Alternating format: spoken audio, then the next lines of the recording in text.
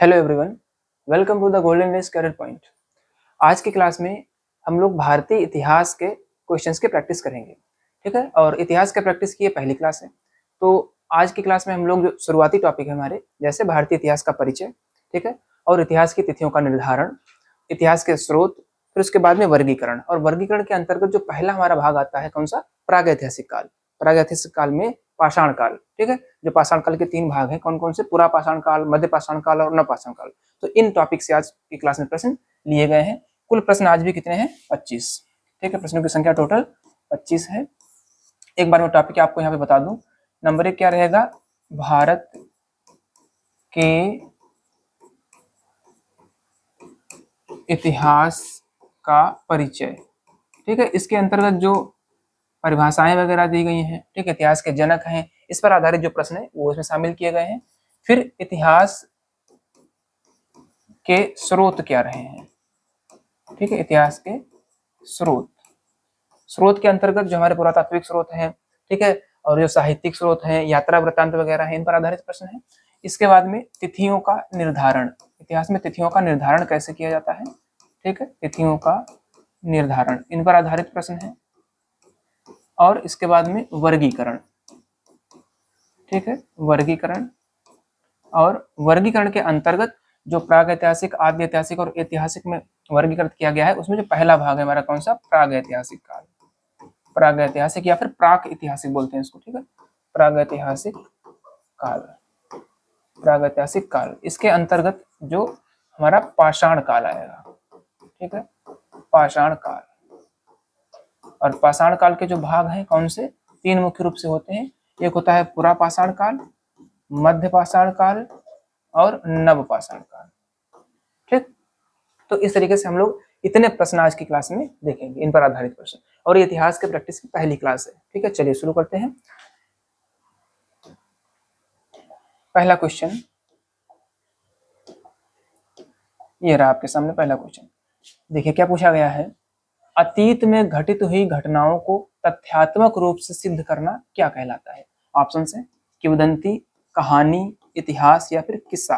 ठीक है, अब देखिए ये जो भी क्वेश्चन मैंने लिए हुए हैं इंपॉर्टेंट क्वेश्चन है परीक्षाओं के दृष्टिकोण से, और जो हमारी ऑफलाइन क्लासेस में कोर्स चल रहा है, इतिहास जो पढ़ाई जा रही है, उन नोट्स पर भी आधारित है। ठीक है, तो ये काफी इंपॉर्टेंट क्वेश्चन सेलेक्ट किए गए हैं। चलिए तो फिर से देखते हैं भाई, अतीत में घटित हुई घटनाओं को तथ्यात्मक रूप से सिद्ध करना क्या कहलाता है। ऐसी कोई घटना जिसके उत्थान पतन को सिद्ध किया जा सके, ठीक, वो क्या कहलाती है, ऑप्शन नंबर सी, इतिहास कहते हैं। ठीक है, चलिए अगला क्वेश्चन देखते हैं। क्वेश्चन नंबर 2, इतिहास का जनक, फादर ऑफ हिस्ट्री किसे माना जाता है। पहला प्रश्न क्वेश्चन ऑप्शन है अरस्तु, हेरोडोट्स, ठीक है, हेरोडोट्स, अलेक्जेंडर कनिंघम या फिर रॉबर्ट ब्रूसफुट। क्या पूछा गया है, फादर ऑफ हिस्ट्री। ठीक है, तो इसमें सही आंसर हो जाएगा हेरोडोट्स। हेरोडोट्स को इतिहास का जनक कहा जाता है। ठीक है, इनकी किताब कौन सी थी, हिस्टोरिका। ठीक है, चलिए अगला प्रश्न देखते हैं। क्वेश्चन नंबर 3, हेरोडोट्स द्वारा लिखित प्रसिद्ध पुस्तक का क्या नाम है। देखिए वही प्रश्न पूछ दिया गया। ऑप्शन है इंडिका, अर्थशास्त्र, हिस्टोरिका या फिर राजतरंगिणी। ठीक है, तो अभी बताया आपको कौन सी है, हिस्टोरिका है। इसमें जो है भारत और यूनान के संबंधों के वर्णन के बारे में भी वर्णन किया गया है। चलिए अगला प्रश्न देखते हैं। क्वेश्चन नंबर 4,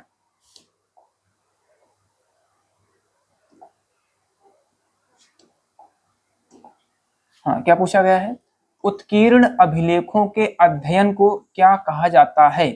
ठीक है, देखिए ध्यान से समझेंगे, उत्कीर्ण अभिलेख। अब देखिए अभिलेखों को उत्कीर्ण किस पर किया जाएगा, पत्थरों पर, चट्टानों पर, दीवारों पर। ठीक है, उनका अध्ययन क्या कहलाता है ये पूछा है। Options epigraphy, calligraphy, palaeography, archaeology. ठीक है, अब देखेंगे पहले चारों ऑप्शन को समझ लेते हैं। इसमें सही जवाब हो जाएगा आपका option number A, epigraphy. Epigraphy का मतलब होता है पत्थरों आदि पर उत्कीर्ण अभिलेखों का अध्ययन करना। ठीक है, कैलीग्राफी का मतलब क्या होता है, सुंदर हस्त राइटिंग जो लिखते हैं हाथ से। ठीक है, मतलब अच्छी राइटिंग क्या बोलते हैं, कैलीग्राफी। और पैलियोग्राफी का मतलब क्या होता है, पैलियोग्राफी में जो अभिलेख प्राप्त होते हैं, जो लिखित वाले हैं, उनका अध्ययन कहलाता है। ठीक है, आर्कियोलॉजी में खुदाई आदि के माध्यम से जो साक्ष्य वगैरह निकलते हैं, उनके अध्ययन को आर्कियोलॉजी कहते हैं। ठीक है, तो इस प्रश्न का सही जवाब ऑप्शन नंबर ए हो जाएगा, एपिग्राफी। एपिग्राफी मतलब उत्कीर्ण अभिलेखों का अध्ययन, ठीक है, पत्थरों आदि पर। अगला प्रश्न, प्रश्न नंबर 5 में क्या पूछा गया है, इतिहास में तिथियों के निर्धारण का आधार किसे माना जाता है? ठीक है, मतलब इतिहास की जो घटनाएं हैं, बहुत पुरानी घटनाएं हैं, तो उनमें मतलब पढ़ने में आसानी रहे। ठीक है, इसके लिए क्या किया गया, एक समय निर्धारित कर दिया गया कि हम जो है इनको आधार मान करके इतिहास की तिथियों का निर्धारण करेंगे। ऑप्शंस क्या है? महात्मा बुद्ध का जन्म, ईसा मसीह का जन्म, हजरत मोहम्मद साहब का जन्म, या फिर सम्राट अशोक का राज्याभिषेक। ठीक है, तो आप लोगों को पता है इसमें सही जवाब ईसा मसीह का जन्म। इन्हीं के आधार पर हम लोग लिखा करते हैं क्या? बीसी और एडी। ठीक है, बीसी मतलब ईसा पूर्व, बीसी मतलब ईसा पूर्व। ठीक है, ईसा पूर्व, और एडी मतलब ईसवी। ठीक, ईसवी। तो यहाँ पर ऑप्शन नंबर बी बिल्कुल सही जवाब हो जाएगा। चलिए अगला प्रश्न देखते हैं, क्वेश्चन नंबर 6। इतिहास में प्रयुक्त एडी शब्द का पूर्ण रूप क्या होता है? अभी देखिए पीछे आया था क्वेश्चन, उससे संबंधित है। एडी का फुल फॉर्म पूछा है इन्होंने। ठीक है, एडी का फुल फॉर्म ऑप्शन क्या है? आफ्टर डेथ, डेथ, या फिर एनो डोमिनी, या फिर एंटी क्राइस्ट। ठीक, एंटी क्राइस्ट जो भी है, आफ्टर डोमिनी। तो इसका सही आंसर क्या हो जाएगा? एनो डोमिनी। ईसा मसीह के जन्म के बाद की घटना है, उसको एनो डोमिनी बोलते हैं। ठीक है, जन्म की घटना को एनो डोमिनी। चलिए अगला क्वेश्चन देखते हैं, क्वेश्चन नंबर 7।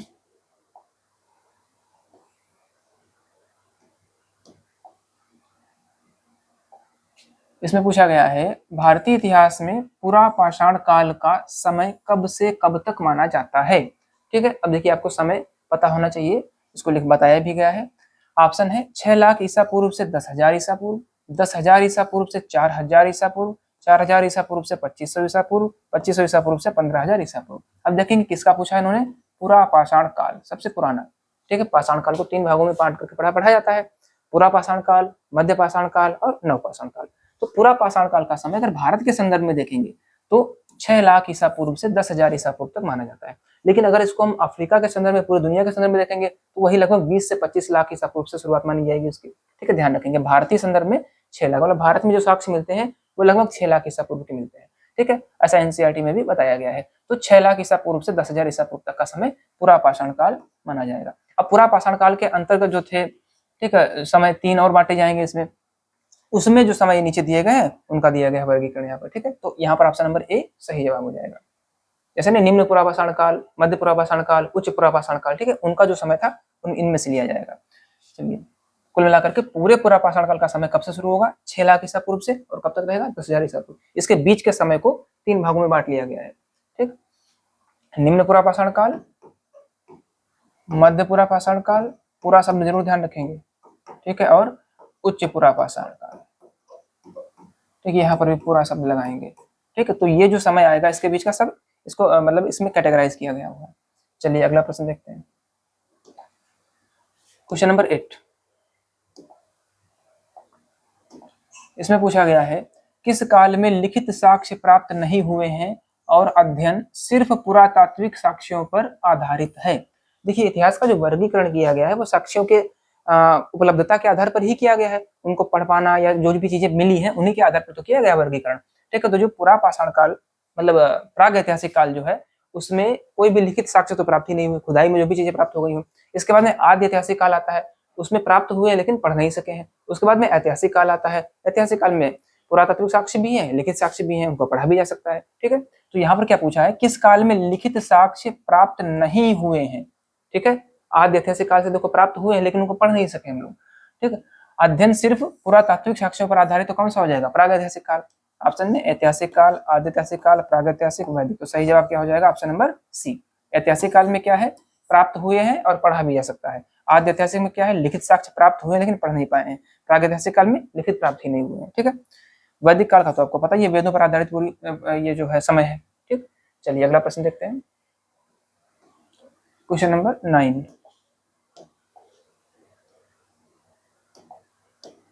चलिए बताइए इसका जवाब क्या होगा। भारतीय प्रागैतिहासिक का जनक, प्रागैतिहास का जनक किसे कहा जाता है? ठीक है, ऑप्शन है Alexander Cunningham, Robert Bruce Foote, John Marshall या फिर दयाराम साहनी। अब देखिए भारतीय प्रागैतिहास काल का जनक मतलब इसमें सबसे पहले साक्ष्यों को बताना, इसके बारे में जानकारी देना, ये सब काम किसने किया था? रॉबर्ट ब्रूसफुट ने। ठीक है, इसके बाद अलेक्जेंडर कनिंघम आए थे। ठीक है, अलेक्जेंडर कनिंघम को आर्कियोलॉजिकल सर्वे ऑफ इंडिया का जो है जनक माना जाता है, या फिर उनको सबसे पहले इन्होंने ही शुरुआत करी थी। ठीक है, तो यहाँ पर जवाब क्या हो जाएगा, रॉबर्ट ब्रूस वुड, इनको भारतीय प्राग इतिहास का जनक माना जाता है। ठीक, ध्यान रखेंगे। अब बढ़िया क्वेश्चन है ये। अगला क्वेश्चन देखते हैं, क्वेश्चन नंबर 10। भारतीय पुरातात्विक सर्वेक्षण ASI, अभी देखो बताया आपको, ASI का फुल फॉर्म क्या है, आर्कियोलॉजिकल सर्वे ऑफ इंडिया, भारतीय पुरातात्विक सर्वेक्षण, ठीक है, का जनक किसे कहा जाता है? ऑप्शन में Alexander Cunningham, Lord Curzon, Robert Bruce would, wheeler. अभी आपको बताया था कौन है, अलेक्जेंडर कनिंघम। ठीक है, चलिए नेक्स्ट क्वेश्चन, क्वेश्चन नंबर 11। सन 1836 में प्रागैतिहासिक काल को पाषाण काल और लौह युग, ठीक है, देखिए किसमें किसमें, पाषाण, कांस्य से, हाँ, और लौह, तीन भागों में, ठीक है, लिखा हुआ है, विभाजित करने वाले विद्वान कौन थे? इसको बोलते हैं 3 एज सिस्टम। ठीक है, किसको बांटा गया है प्राग ऐतिहासिक काल को? 3 एज सिस्टम, मतलब पाषाण, कांस्य और लौह। इसमें किसने वर्गीकृत किया? ऑप्शन क्या है, क्रिश्चियन थॉमसन, एडवर्ड लॉर्टेट, हेरोडोट्स या फिर रॉबर्ट ब्रूस वुड। इसका सही जवाब क्या हो जाएगा, थॉमसन। ठीक, क्रिश्चियन थॉमसन, इन्होंने स्वीकार किया था इस डिवीजन को। ठीक है, चलिए अगला क्वेश्चन देखते हैं, क्वेश्चन नंबर 12।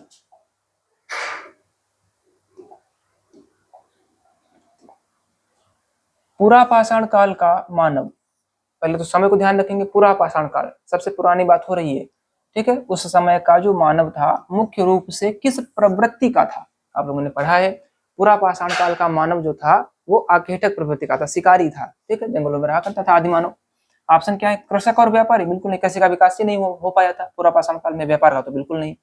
ऑप्शन बी, आखेटक और खाद्य संग्रह, तो यही जवाब आपका सही हो जाएगा। फिर आता है पशुपालक और स्थायी निवास, ये सब आएगा किसमें, नव पाषाण काल में आएगा। ठीक है, और शिल्प या फिर उद्योगपति, मतलब कुछ नहीं था, क्या था, आखेटक और खाद्य संग्रह। किस मानव की बात हो रही है, पूरा पाषाण काल के मानव की बात हो रही है। ठीक है, चलिए नेक्स्ट क्वेश्चन नंबर 13।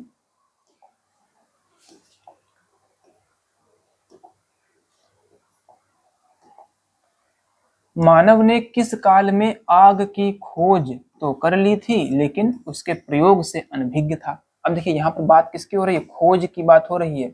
ठीक है, आग की खोज तो बहुत पहले हो गई थी, लेकिन खोज के बहुत समय बाद, लाखों वर्ष बाद मनुष्य ने इसके प्रयोगों को सीखा था। ठीक है, आग की खोज तो कर ली थी, लेकिन प्रयोग करना नहीं जानता था। तो सबसे पुराना समय कौन सा है? देखिए, नव पाषाण काल, मध्य पाषाण काल, पुरा पाषाण काल, ताम्र पाषाण काल। इसमें सही जवाब ऑप्शन नंबर सी। इन दोनों समयों में मनुष्य ने आग के प्रयोगों को अच्छी तरह सीख लिया था। ठीक है, मध्य पाषाण काल से शुरुआत कर थी प्रयोगों की, और नव पाषाण काल आते आते अच्छी तरीके से सीख लिया था। पूरा पाषाण काल में आग की खोज तो हो गई थी, लेकिन प्रयोग को नहीं जानता था। ठीक है, चलिए अगला क्वेश्चन देखते हैं, क्वेश्चन नंबर 14।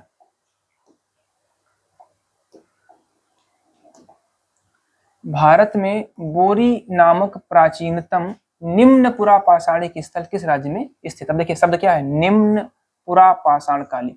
जो पुरा पाषाण काल का डिवीजन किया गया 3 भागों में। ठीक है, निम्न पुरा पाषाण काल, मध्य पुरा पाषाण काल और उच्च पुरा पाषाण काल। तो सबसे पुराने समय की बात कर रहे हैं कि भारत में बोरी नामक जो प्राचीनतम निम्न पुरा पाषाणिक स्थल है, इसका मतलब इस स्थल से निम्न पुरा पाषाण काल के कुछ साक्ष्य वगैरह प्राप्त हुए हैं। तो वो किस राज्य में स्थित है? मध्य प्रदेश, उत्तर प्रदेश, महाराष्ट्र या फिर राजस्थान? इसका सही जवाब महाराष्ट्र में है, बोरी। ठीक, चलिए नेक्स्ट क्वेश्चन नंबर 15।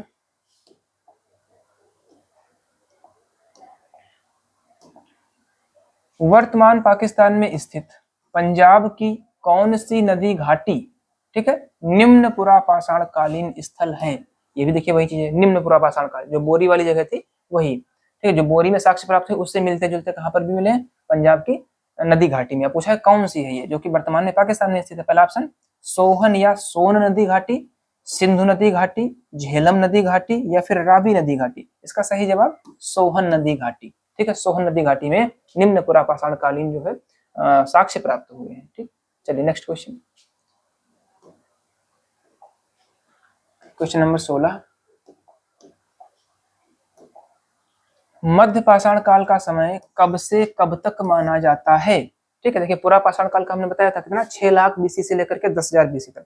इसके आगे का जो मध्य पाषाण काल में आ जाएगा। ठीक है, 10,000 से शुरुआत होगी। ऑप्शन में कहां पर है, देखिए इसमें लिखा है 35,000 ईसा पूर्व से 10,000 ईसा पूर्व तक, 10,000 ईसा पूर्व से 4,000 ईसा पूर्व तक, 4,000 ईसा पूर्व से 2,500 तक, 6 लाख ईसा पूर्व से 1.5 लाख। तो इसमें सही जवाब कौन सा हो जाएगा, मध्य पाषाण काल पूछा है, 10,000 से शुरुआत होगी, ऑप्शन नंबर बी। ठीक है, चलिए नेक्स्ट क्वेश्चन, क्वेश्चन नंबर 17। मानव ने सबसे पहले किस जानवर को पालतू बनाया? बहुत ही सिंपल क्वेश्चन है, लगभग सबको पता होना चाहिए ये। गाय, घोड़ा, कुत्ता, बकरी, कौन सा होगा? कुत्ता। ठीक है, इससे सरल क्वेश्चन नहीं हो सकता है भाई। अगला प्रश्न देखते हैं, नंबर 18।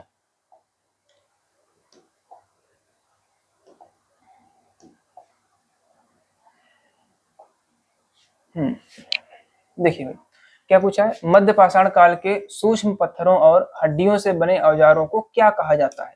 ठीक है, ये अच्छा क्वेश्चन है, इंपॉर्टेंट क्वेश्चन है। मध्य पाषाण काल में जो हथियार थे, देखिए बात ये थी, जो पूरा पाषाण काल के औजार थे वो बड़े बड़े औजार हुआ करते, बड़े बड़े पत्थरों से बनाए जाते थे, भारी भरकम होते थे। लेकिन यहाँ पर क्या है, मध्य पाषाण काल आते आते औजारों ने मतलब जो है अच्छे औजार थोड़े बनने लगे थे। ठीक है, आकार छोटा कर दिया था, हल्के होते थे। ठीक है, अब क्या पूछा इन्होंने, जो सूक्ष्म पत्थरों से हड्डियों से बने होते थे उनका उनका नाम क्या था? क्या कहते थे उनको? सेल्ट कहते थे, बुरीन कहते थे, माइक्रोलिथ कहते थे, या फिर स्क्रैपर कहते थे? ठीक है, इसका सही जवाब माइक्रो, माइक्रो माने वैसे भी छोटा होता है। ठीक है, तो माइक्रोलिथ सही जवाब हो जाएगा। चलिए अगला क्वेश्चन देखते हैं, नंबर 19। अब देखिए पाषाण काल का जो रिवीजन है वो औजारों का जो रूप था उसको भी देख करके किया गया था। ठीक है, ये सारी बातें हम लोग पढ़ चुके हैं। क्वेश्चन नंबर 19,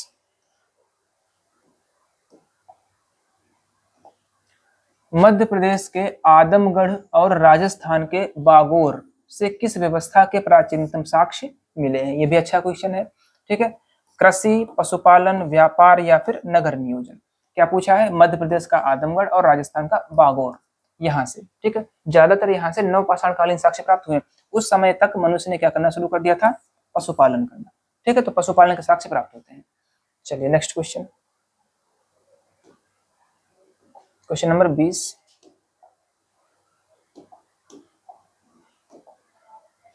कृषि, स्थायी निवास और पहिए का आविष्कार। अब देखिए, कृषि, स्थायी निवास और पहिए का आविष्कार किस काल की प्रमुख विशेषता है? कहने का मतलब ये व्यवस्थाएं कब होंगी? जब मनुष्य धीरे धीरे धीरे धीरे विकसित हो चुका है थोड़ा बहुत। ठीक है, पूरा पाषाण काल का मानव कैसा था? शिकारी था। ठीक है, आदि मानव था, आगे प्रवृत्ति का था, खाद्य संग्राहक था, लेकिन वो ना तो कृषि जानता था ना पशुपालन। ठीक है, ये सारी व्यवस्थाएं समय के साथ में विकसित हुई थी। तो पहला ऑप्शन पूरा पाषाण काल बिल्कुल नहीं होगा। मध्य पाषाण काल, नव पाषाण काल और ताम्र पाषाण काल। अब देखिए मध्य और नव इनमें से हो सकता है, लेकिन यहाँ पर क्या क्या कहा उन्होंने? कृषि, स्थायी निवास, ये सबसे बड़ी बात है, और पहिए का आविष्कार। तो इसके लिए ऑप्शन नंबर सी सही जवाब हो जाएगा। नव पाषाण काल में ये सारी विशेषताएं पाई गई थी। ठीक है, इनका सबका विकास नव पाषाण काल में हुआ था। चलिए अगला प्रश्न, प्रश्न नंबर 21। किस नवपाषाण कालीन स्थल से गर्तवास मतलब गड्ढे का घर और मालिक के साथ कुत्ते को दफनाने के प्रमाण मिले हैं? ठीक है, अच्छा क्वेश्चन, इंपॉर्टेंट क्वेश्चन है, कई परीक्षाओं में पूछा भी गया है। ठीक है, क्या क्या इसमें पूछा है? गर्तवास, गड्ढे में रहते थे जमीन के अंदर। ठीक है, और दफनाने की प्रक्रिया में कुत्ते को साथ में दफनाने का साक्ष्य प्राप्त हुए हैं। कोल्डिहवा से, बुर्जहोम से, मेहरगढ़ से या फिर चिरांद? इसका सही जवाब ऑप्शन नंबर बी, बुर्जहोम। कहाँ पड़ता है? कश्मीर। ठीक है, तो यहाँ से मनुष्य के साथ कुत्ते को दफनाने के प्रमाण भी प्राप्त होते हैं। चलिए अगला प्रश्न, प्रश्न नंबर 22। इसमें पूछा गया है, प्राचीन बर्तनों, जीवाश्मों या जैविक पदार्थों की आयु का अंदाजा लगाने के लिए किस वैज्ञानिक विधि का प्रयोग किया जाता है? देखिए साइंस का भी क्वेश्चन है और अच्छा क्वेश्चन है, इंपॉर्टेंट है। प्राचीन बर्तन कहीं से प्राप्त हो खुदाई में, या जीवाश्म मिल जाए, ठीक, जैविक पदार्थ हो, उनकी आयु का अंदाजा मतलब कितने समय पुराने हैं ये। तो इसके लिए कौन सी टेक्नोलॉजी है? यूरेनियम डेटिंग या फिर कार्बन 14 डेटिंग, एपिग्राफी या फिर स्ट्रेटिग्राफी? इसका सही जवाब कार्बन 14 डेटिंग। ठीक है, मनुष्य में या फिर किसी भी मतलब पदार्थ में 2 कार्बन पाए जाते हैं, C12 और C14। ठीक है, इनका अनुपात जो है वो देखा जाता है, उस आधार पर आयु का भी अंदाजा लगा लेते हैं। ठीक है, इसमें से एक होता है जो मृत्यु के बाद बनना बंद हो जाता है, शायद ऐसा कुछ है। ठीक है, पूरा डिटेल में आप देख लेना, लेकिन इसका सही जवाब क्या होगा? Carbon 14 dating. चलिए अगला, साइंस से संबंधित है, क्वेश्चन नंबर 23। मिट्टी से बने हुए पक्के बर्तनों के लिए पुरातत्व में किस शब्द का प्रयोग किया जाता है? ठीक है, अब देखिए कौन से बर्तन है? मिट्टी से बने हुए और हुए पके हुए बर्तन। ठीक है, ऑप्शन मृणमूर्ति, देखिए मूर्ति तो होगा नहीं, मृदभांड, मेगालिथ तो औजार थे, सेल्ट इसके भी औजार बना करते थे, सही जवाब मृदभांड। ठीक है, मिट्टी से बने हुए पके बर्तन, मृदभांड। चलिए अगला क्वेश्चन,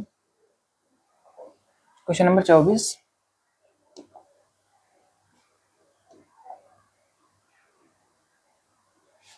थोड़ा सा ऊपर बढ़ा देते हैं, ठीक है। अब देखिएगा, हड्डी या पत्थर से बना वह कटीला व नुकीला औजार जिसका प्रयोग जल जीवों, ठीक, जैसे मछली आदि को पकड़ने के लिए किया जाता था, उसे क्या कहते हैं?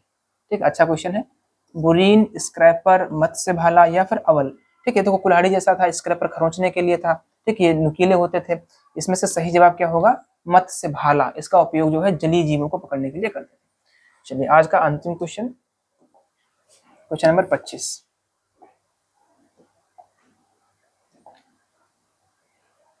एक मिनट, चलिए देखिए क्या पूछा है। आधुनिक पाकिस्तान में स्थित कौन सा प्रसिद्ध नवपाषाण कालीन पुरा स्थल है जहां से गेहूं, जौ, भेड़ और बकरी के साक्ष्य मिले हैं? ठीक, आधुनिक पाकिस्तान में स्थित है वो। ठीक है, कौन सा स्थल है ये? नवपाषाण कालीन स्थल है। ध्यान रखेंगे ऑप्शंस में, महागढ़ा या फिर मेहरगढ़ या चिरांद या फिर पय्यमपल्ली। इसका सही जवाब मेहरगढ़। ठीक है, मेहरगढ़ से ये सारे साक्ष्य प्राप्त हुए। कौन कौन से? गेहूं, जौ, भेड़ और बकरी आदि के साक्ष्य जो है प्राप्त हुए, लेकिन ये वर्तमान में कहाँ है? पाकिस्तान में। ठीक है, तो इस तरीके से हम लोगों ने 25 क्वेश्चन आज हल कर लिए हैं। ठीक है, प्रैक्टिस कर ली है। आने वाली क्लास में, अब देखिए यहाँ तक हो गया है पाषाण काल तक। ठीक है, अब हम लोग क्या पढ़ेंगे? पाषाण काल में तीनों शायद हो गए इसमें क्वेश्चन, नव पाषाण काल तक हो गए हैं। ठीक है, अब इसके बाद में सिंधु घाटी सभ्यता। ठीक है, इसके बाद में वैदिक काल। मतलब टॉपिक वाइज हम लोग प्रश्नों की प्रैक्टिस करेंगे यहाँ पर आने वाली क्लासेस में। तो आज की पहली क्लास थी। ठीक है, आने वाली क्लासेस में आप लोग बने रहिए गोल्डन स्केल पॉइंट के साथ। Thank you very much.